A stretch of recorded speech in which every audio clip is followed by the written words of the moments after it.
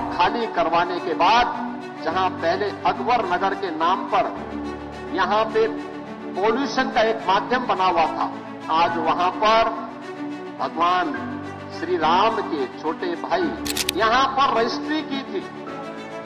उन लोगों को जिनके पास आवास नहीं थे उनको आवास उपलब्ध कराए गए। ऐसे 2100 परिवारों को भी एक एक आवास उपलब्ध करवाने का कार्य एलडीए ने प्रशासन की मदद से यहां पर संपन्न किया, उनको व्यवस्थित पुनर्वास हुआ। लेकिन साथ साथ जिन लोगों ने जमीन के धंधे के साथ जुड़ करके पर्यावरण को नुकसान पहुंचाने का काम किया और भूमाफिया बन करके लोगों को ठगने का काम किया, ऐसे भूमाफियाओं के खिलाफ भी कार्रवाई करते, एफआईआर लॉन्च कराते, उनके खिलाफ कार्रवाई की गई, सुप्रीम कोर्ट तक लड़ करके।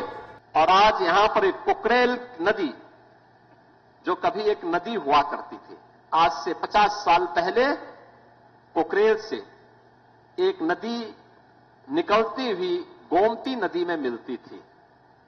लेकिन 84 के बाद इस पूरी नदी को अपने स्वार्थ के लिए भूमाफियाओं ने काटना प्रारंभ किया और परिणाम क्या हुआ?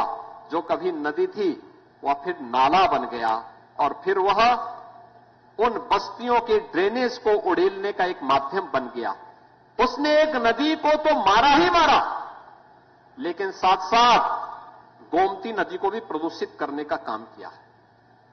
जिस नदी संस्कृति के ऊपर मानवीय सभ्यता बसी हुई है उसको नष्ट कर दिया गया, समाप्त कर दिया गया। गोमती नदी लखनऊ में आकर के कितनी काली हो गई है, किस प्रकार की स्थिति को पहुंच चुकी है। क्या इस पाप से हम कभी वंचित रह पाएंगे जो यहां पर हुआ?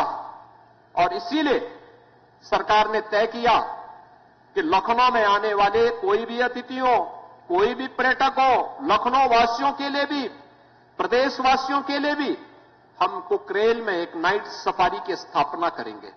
नाइट सफारी यहां पे लोगों के पर्यटन और मनोरंजन के साथ साथ ज्ञानवर्धन का भी एक केंद्र बनेगा।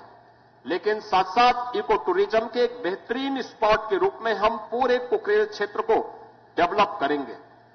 और उसी क्रम में आपने देखा होगा इस क्षेत्र में जो अतिक्रमण था, उस अतिक्रमण को हटा करके जिन लोगों ने यहां पर रजिस्ट्री की थी, उन लोगों को जिनके पास आवास नहीं थे उनको आवास उपलब्ध कराए गए। ऐसे 2100 परिवारों को भी एक एक आवास उपलब्ध करवाने का कार्य एलडीए ने प्रशासन की मदद से यहां पर संपन्न किया, उनको व्यवस्थित पुनर्वास हुआ। लेकिन साथ साथ जिन लोगों ने जमीन के धंधे के साथ जुड़ करके पर्यावरण को नुकसान पहुंचाने का काम किया और भूमाफिया बन करके लोगों को ठगने का काम किया, ऐसे भूमाफियाओं के खिलाफ भी कार्रवाई करते, एफआईआर लॉन्च कराते, उनके खिलाफ कार्रवाई की गई, सुप्रीम कोर्ट तक लड़ करके लखनऊ विकास प्राधिकरण ने आज इसे खाली करवाया है। और खाली करवाने के बाद जहां पहले अकबर नगर के नाम पर यहां पे पॉल्यूशन का एक माध्यम बना हुआ था, आज वहां पर भगवान श्री राम के छोटे भाई लक्ष्मण जी के नाम पे सौमित्र वन का आज यहां पर गठन हुआ है।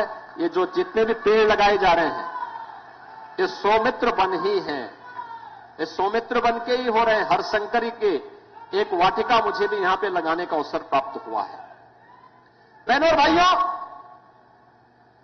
उस पहचान को बनाए रखने के लिए सौमित्र वन यहां लग रहा है और इसके दूसरी ओर शक्ति वन लगने जा रहा है।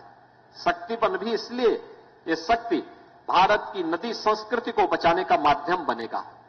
एक पेड़ मां के नाम के इस कार्यक्रम को भी और नई मजबूती प्रदान करने में हम सबका मार्गदर्शन करेगा, प्रदेशवासियों को आगे बढ़ाने का काम करेगा।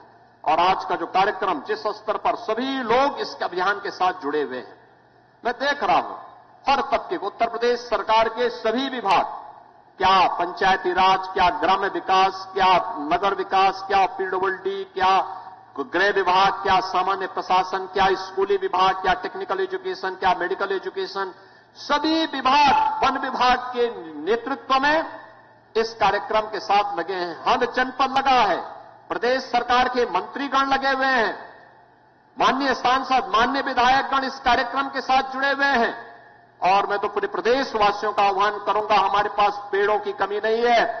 अकेले वन विभाग और उद्यान विभाग के पास 50 करोड़ पौध है। निजी नर्सरी में लगभग 4 करोड़ पौध मौजूद है। इसमें छायादार भी हैं, इमारती लकड़ियों से भी हैं, फलदार भी हैं, औषधीय वृक्ष भी हैं, सजावट वाले भी हैं। हर प्रकार के पौधे आपको वहां पर प्राप्त हो जाएंगे। यूपी की हर खबर देखने और उनसे अपडेट रहने के लिए हमारे चैनल श्रेष्ठ यूपी को सब्सक्राइब और लाइक करें। साथ ही बेल आइकन को दबाना ना भूलें, जिससे हमारे हर वीडियो की जानकारी आप तक पहुंचती रहे।